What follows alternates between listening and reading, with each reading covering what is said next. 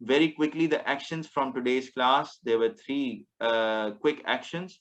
Number one, we together recited and memorized and consistently recite. So the action for us is to memorize and consistently recite this dua, small prayer that has appeared in ayah number 201 of Surah Al-Baqarah.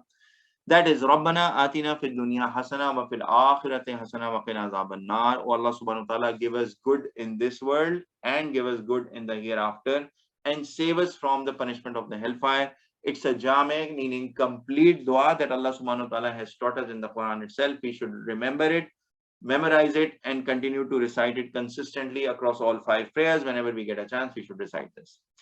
Then the second action is remember Allah subhanahu wa ta'ala, dhikr Allah, all the time, appreciating something, making commitments, eating delicious food. So we should continue to say these words like Subhanallah, InshaAllah when you make a commitment, Alhamdulillah, on all the relevant occasions. And remembering Allah subhanahu wa ta'ala all the time, as we discussed all together, will also help us to stay away from sins, because we will know, and staying away from wrong deeds, because we are remembering Allah subhanahu wa ta'ala. We are true practicing Muslims.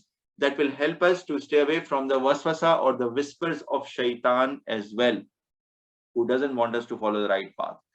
The last action for today, don't follow the desires of disbelievers. Otherwise, there will be no protector, defender against Allah subhanahu wa ta'ala. This is a very stern, very strong warning coming from Allah subhanahu wa ta'ala to those people who already have the knowledge of the Quran, and those people to whom the knowledge of Quran has reached.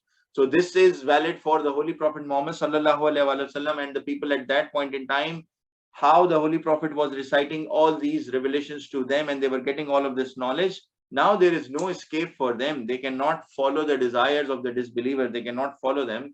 And this is true for us as well. We are getting all of this knowledge.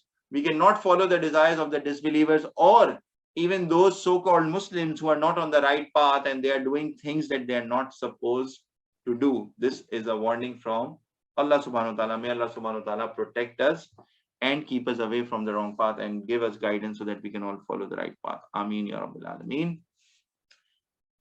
Any comments before we end today's class from anyone? Okay, excellent. Subhanallah wa bihamdihi, subhanaka Allahumma wa bihamdika, ashhadu an la ilaha illa anta, astaghfiruka wa atubu ilaik. Purity belongs to Allah subhanahu wa ta'ala and all praise be to Him. Purity belongs to Allah subhanahu wa ta'ala and all praise be to you. I bear witness that there is none worthy of worship besides you. I beg forgiveness from you and I repent before you. Assalamu alaikum wa rahmatullahi wa barakatuh, my dear brothers. Insha'Allah, I will see you guys next week, same time.